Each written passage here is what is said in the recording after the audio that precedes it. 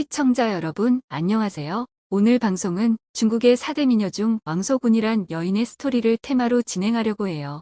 왕소군은 어떤 측면에서 보느냐에 따라 이 여인의 운명과 그녀가 살았던 시대 상황에서의 이미지에 대한 호불호가 바뀌거나 교차되기도 하는데, 이런 현상이 생겨나게 된 원인으로는 대부분의 역사적인 문제에서 발생하는 리텔링 과정에서 각 시대의 이데올로기가 상이하다는 것 때문에 생겨난 결과라고 보는 견해가 주를 이루고 있죠. 중국 4대 미녀의 이름을 올린 왕소군은 한나라 원제 때 태어났습니다.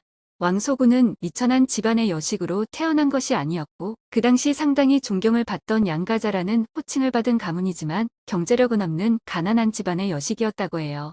양가자라는 말은 한나라 시대에서 3대 이상 범죄와 관련이 없어 벼슬을 하는데 결격 사유가 없는 당시 양호하고 자존감 넘치는 가문 출신 사람을 의미하는 말입니다.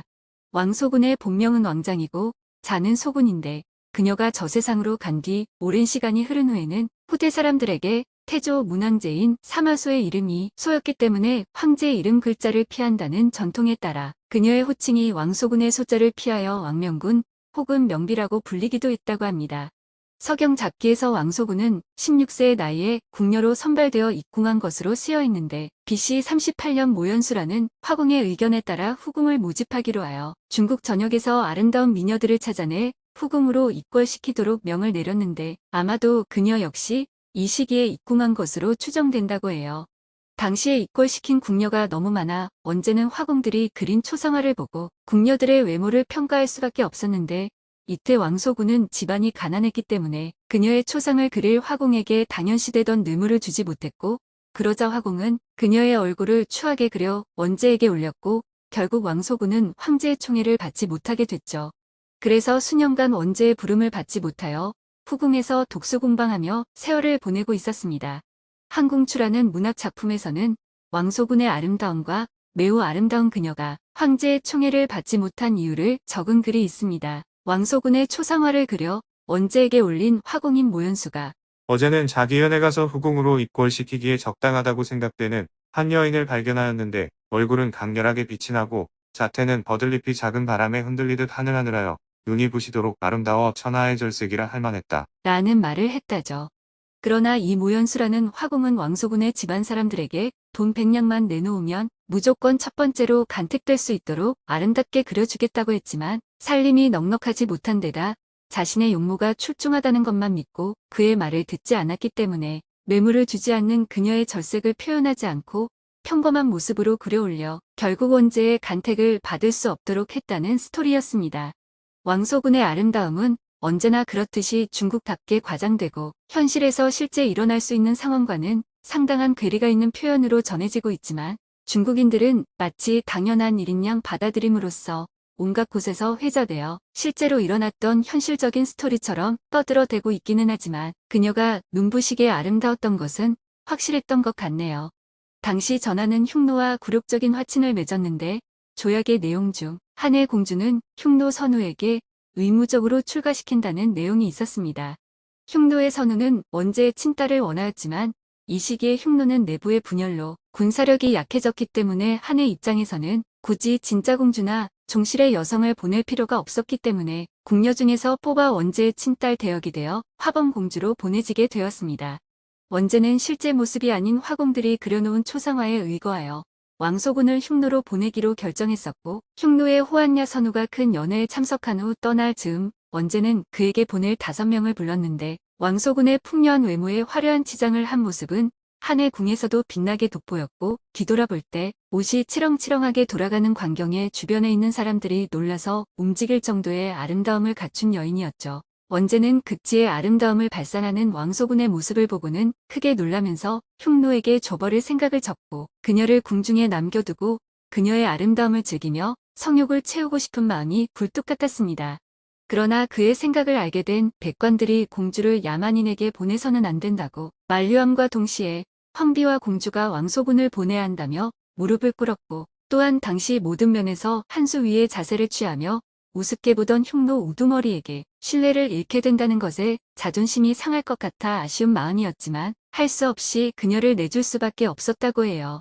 그녀의 아름다움에 군침을 흘리며 왕소군을 품속에 넣고 즐기고 싶은 마음에 맛이 갈 정도로 혼이 빠진 원제는 욕구를 채우고 잠시나마 아름다운 여체의 주인으로서 왕소군을 소유해야겠다는 여욕을 채우기 위해 궁중 연애를 연장하도록 했고, 뒤로 미뤄진 3일간 밤낮을 가리지 않고 왕소군의 육체를 탐하며 욕구를 채운 다음 흉노 선우에게 넘겨줬다고 합니다.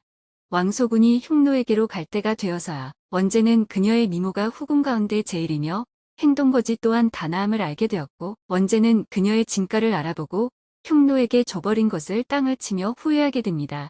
원제는 아름다운 왕소군을 소나기에서 놔버려야 한다는 것에 너무나 큰 아쉬움을 느낄 수밖에 없었지만, 흉노 선우에게 줘버린 다음 일이 이처럼 꼬여버린 원인을 철저히 따져 결과적으로 황제인 자신에게 비운의 상황을 만들어낸 화공 모두를 기시에 처하고 화공들의 재산을 몰수해버렸다고 하죠.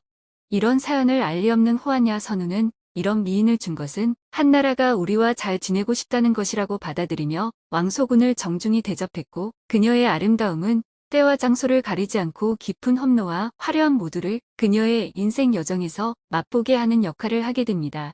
흉노의 땅으로 간 왕소군은 호하냐와의 사이에서 아들을 하나 낳았고, 황후의 버금가는 최고의 대접을 받으며 영호연지라는 칭호로 불렸는데, 이 칭호는 오랑캐를 평안하게 하는 왕비란 뜻이니 아마 한나라에서 붙인 칭호였던 것이 아닌가 생각되네요. 왕소군이 선우의 품에 안겼을 당시 50대 후반이었던 호한야 선우가 결혼한 지 만 2년 만에 황천길에 들자 20대 전반 나이에 불과했던 왕소군은 당시 흉노에는 수혼제가 행해지고 있었기 때문에 호한야 선우의 아들인 복주류 선우와 재혼한 뒤 10년간 같이 살면서 2명의 딸을 더 낳은 후 35의 나이에 세상을 떠났다고 합니다. 기록에 의하면 왕소군의 아들과 두 딸 모두 흉노 사회에서 높은 신분에 속했다고 전해지는데, 그녀의 자녀들이 높은 위치에 있었다는 것은 곧 그녀가 높은 대접을 받고 성공적으로 흉노 사회에 정착해 살다 갔음을 추측하게 해주는 대목일 것 같다는 것이 중론이죠. 왕소군의 아름다움을 극찬하듯이 묘사한 중국인들의 구라들 중 가장 유명한 것은 나간이란 표현을 한 것으로, 흉노 땅으로 떠나는 왕소군은 비통한 마음을 금하지 못해 비파를 연주했는데, 이 비장한 이별의 곡의 기러기들이 날갯짓을 멈추고 떨어졌다고 해서 후세 사람들은 그녀의 미모를 두고 나간이라 했다는 고사가 전해지고 있죠. 이 나간이란 말은 전편에서 다뤘던 서시와 함께 두 여인의 아름다움과 그 미의 정도를 극대화시키기 위해 치머나간, 폐월수화란 말로 표현한 것이죠. 이 치머나간이란 글귀는 폐월수화의 대꾸로 쓰여진 고사성어로서 치머는 서시를 가리키고 나간은 왕소군을 가리키는 말인데, 치머나간의 의미는 이 미인들을 보면 너무 아름다워 물고기가 헤엄칠 생각을 잊고 물 밑으로 가라앉아 버리고, 기러기가 날갯짓을 잊고 땅으로 떨어졌다라는 뜻이며, 서시와 왕소군 두 미인의 아름다움을 극찬한 말로써 중국인들의 구라들 중 가장 유명한 표현이라고 합니다. 왕소군이 흉노의 땅으로 들어감으로써 희생자가 된 것이 아니라 그들의 왕이나 마찬가지인 선우와 함께했고, 그녀의 자식들 역시 흉노 사회의 높은 위치에 있었던 것을 보면 소군은 새로운 삶을 살 기회를 찾아 스스로 움직인 적극적인 여성이었을 수도 있다고 봅니다. 하지만 일반적으로 우리가 알고 있는 왕소군은 비련의 여성 이미지를 갖고 있는데, 그 이유는 후대의 문학에서 이루어진 리텔링에 의해 실제 그녀의 삶과 전혀 다른 전설이 생겨나 전해지는 가운데 기록되면서 또다시 이를 바탕으로 후대 시인들이 시를 지었기 때문에 왕소군의 이미지는 사실과 상관없는 또 다른 상태로 굳어져 내려온 것이라고 해요. 이런 변형과 전승이 널리 퍼질 수 있었던 이유는 1차적으로 당시 한과 흉노 사이의 격렬 대립이란 흥미로운 배경에 비해 왕소군에 관한 정확한 역사 기록이 많지 않기 때문인 것이 가장 설득력 있는 논리라고 봅니다. 그러면 중국의 여러 시인들이 노래한 왕소군의 모습은 어떠한 것일까 하는 생각을 해본다면, 워낙 많은 시가 전해지는 관계로 다 읽어보기 힘들기에 뭐라 단정하기는 어렵지만, 비교적 명성을 얻은 시인들이 지은 세간에 알려진 시들을 통해 그녀의 전형적인 이미지를 어느 정도 이해할 수 있지 않나 생각됩니다.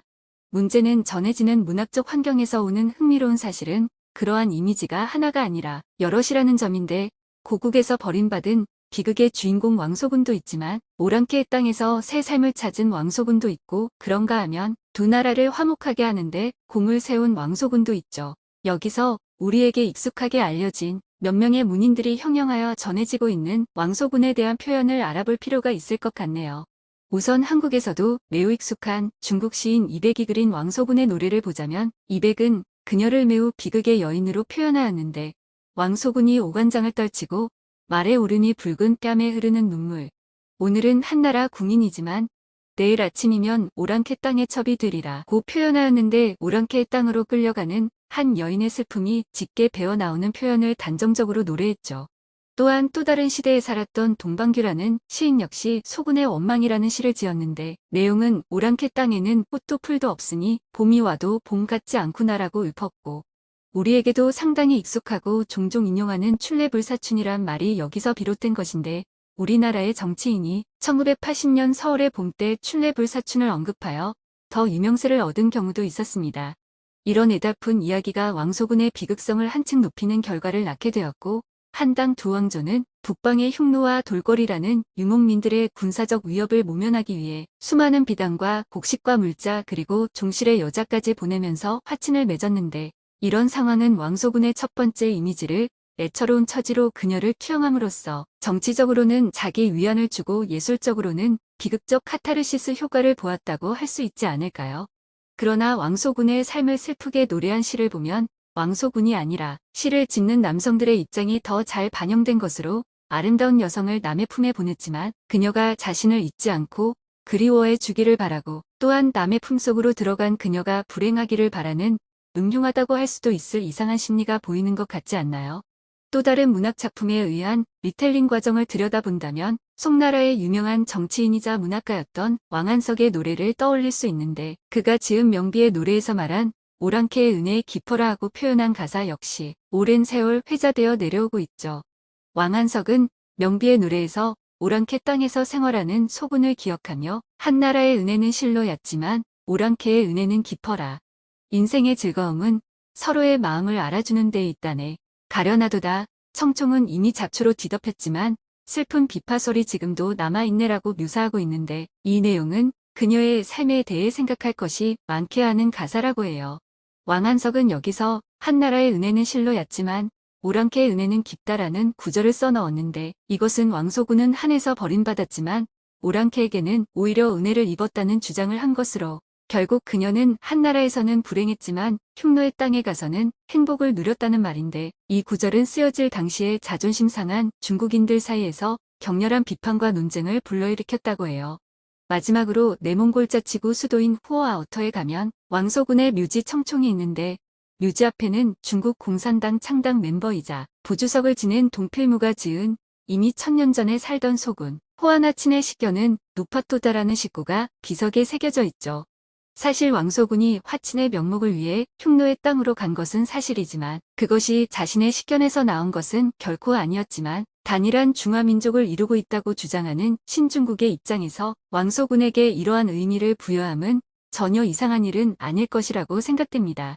중국 제일의 미녀였다고 할 수 있는 아름다움과 섹시함을 지닌 왕소군은 3명의 군주의 품속에 들어가 비련하기보다는 나름 화려함 속에서 살았을 것 같다는 생각이 앞서는 것은 제 개인적인 상상일까요?